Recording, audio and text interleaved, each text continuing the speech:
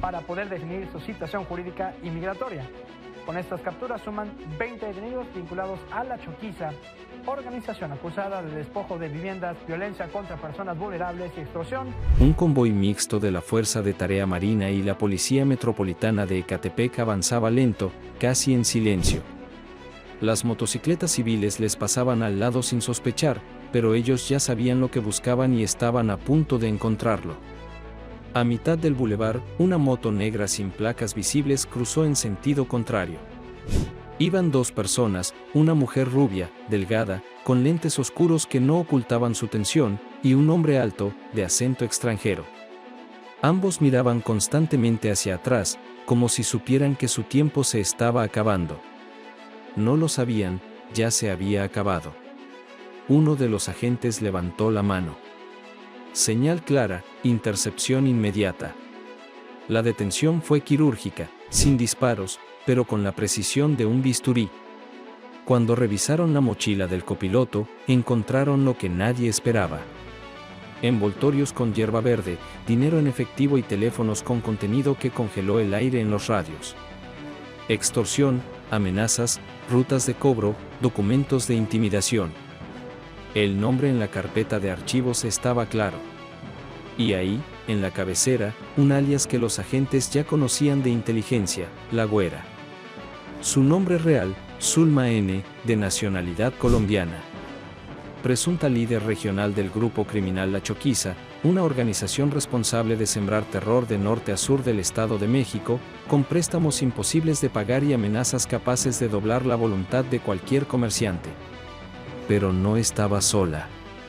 A su lado, capturaban en la misma operación a Carlos Andrés N., también colombiano, presunto operador de campo en el esquema de cobro violento conocido como gota a gota. Lo que parecía un simple patrullaje preventivo terminó siendo el golpe más quirúrgico contra La Choquiza desde la caída de su máximo líder, Alejandro Gilmare Mendoza, alias El Choco, detenido el pasado 10 de septiembre en un centro comercial de Plaza Las Américas. Zulma, La Güera, no era solo una operadora. Era la sucesora natural, la pieza de recambio de una maquinaria diseñada para nunca detenerse. Y su captura dejó al descubierto algo más peligroso que las armas o el dinero, nexos dentro del propio sistema. Esa misma noche, el informe de inteligencia llegó al Gabinete de Seguridad Nacional. Y como ya es costumbre cuando el Estado decide responder con toda su fuerza, el nombre de Omar García Harfuch apareció en la línea de mando. Su declaración no dejó espacio para dudas: cuando la extorsión se disfraza de ayuda, el Estado debe desenmascararla sin piedad. Pero lo que encontraron después en los teléfonos incautados encendió todas las alarmas.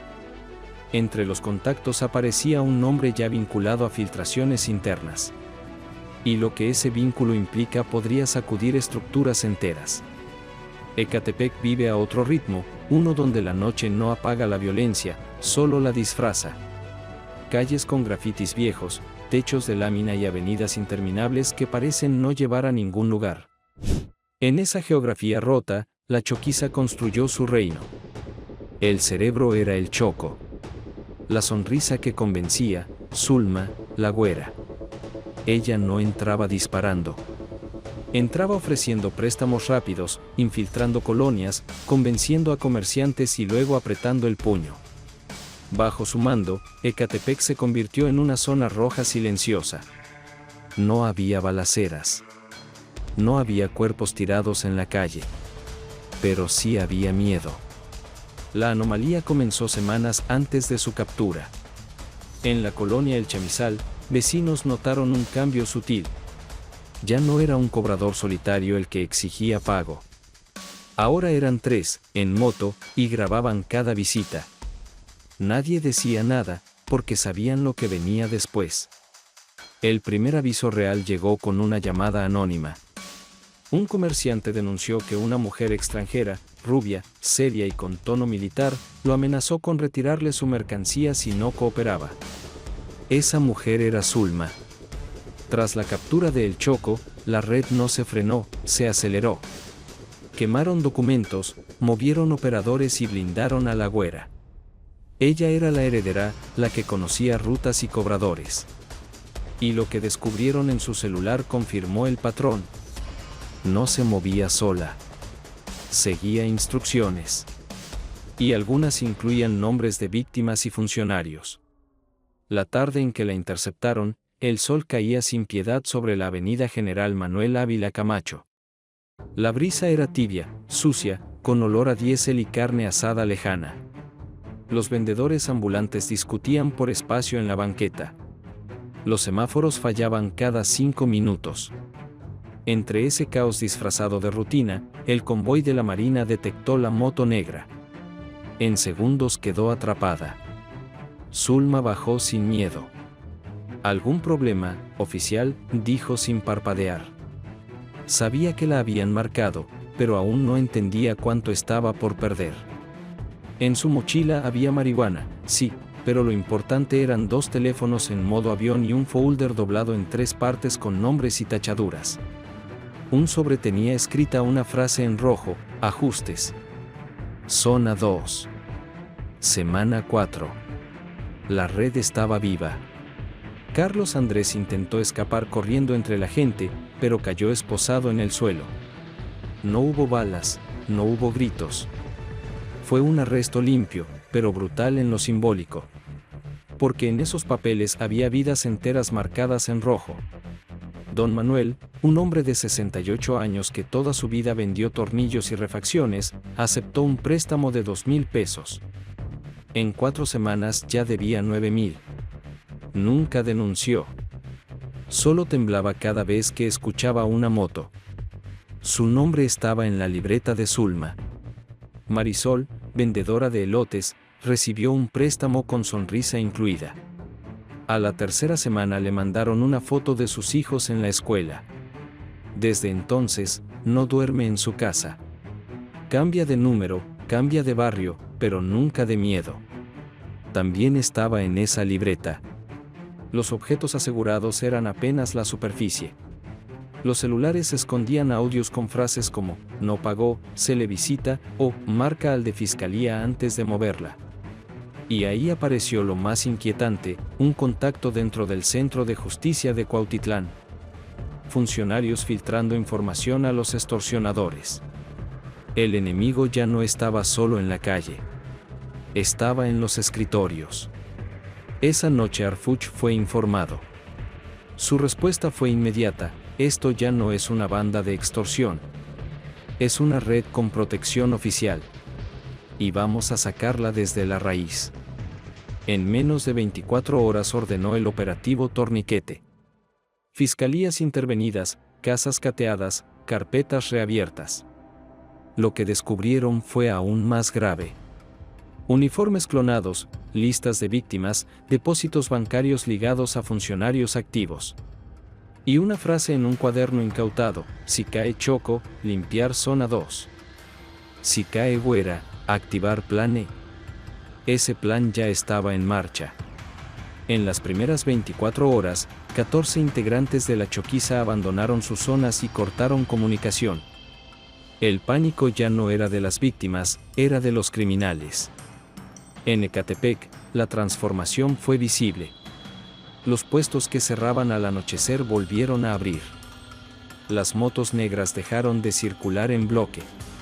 Pero la herida no cerró. Solo quedó expuesta.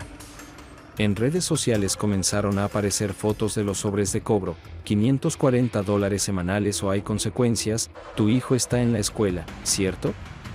Pero ahora no eran advertencias en silencio. Eran pruebas públicas. Un comerciante lo dijo con brutal honestidad: aquí no nos cobraban dinero.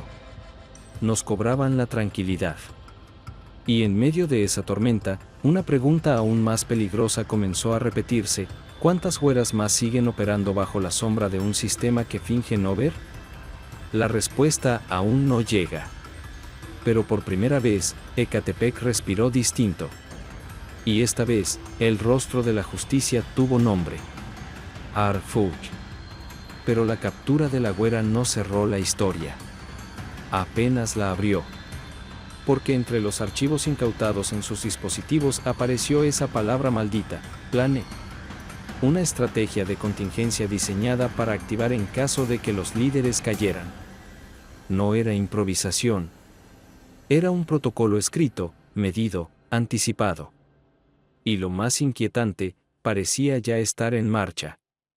El documento señalaba 3 fases. La primera, desinformación. Crear rumores, mover a los operadores a casas seguras, hacer creer que la organización estaba desmantelada. La segunda, represalias selectivas. No contra comerciantes pequeños, sino contra informantes, excolaboradores o incluso funcionarios que hubieran mostrado dudas. La tercera, reinstalación. Nombrar un sucesor inmediato para mantener vivo el flujo de dinero. En menos de una semana, esas fases comenzaron a notarse. En esa aparecieron pintas con el mensaje: "La güera sigue mandando". En Tultitlán, un grupo de comerciantes denunció llamadas nocturnas de números extranjeros, voces con acento colombiano exigían que los pagos continuaran aunque la jefa estuviera detenida. Y en Ecatepec, un taxista fue interceptado por 2 motos negras. No le robaron, no le pegaron. Solo le entregaron un papel doblado en 4 con una frase escrita en marcador rojo: "Plane activado". La extorsión había cambiado de rostro, pero no de esencia. El miedo seguía cobrando puntualmente. Mientras tanto, en las oficinas de inteligencia, los analistas se rompían la cabeza para descifrar quién estaba tomando las riendas. Algunos reportes apuntaban a un hombre conocido como el Flaco, otro colombiano que había sido sombra de la güera durante años. Otros hablaban de un mexicano, ex agente municipal, que servía de enlace con policías corruptos. Pero lo más perturbador fue lo que se descubrió en un audio filtrado de uno de los celulares. Una voz distorsionada decía con calma: "Si cae una güera, nacen 3 más". Esa frase se convirtió en pesadilla. Porque confirmaba que Zulma no era un caso aislado.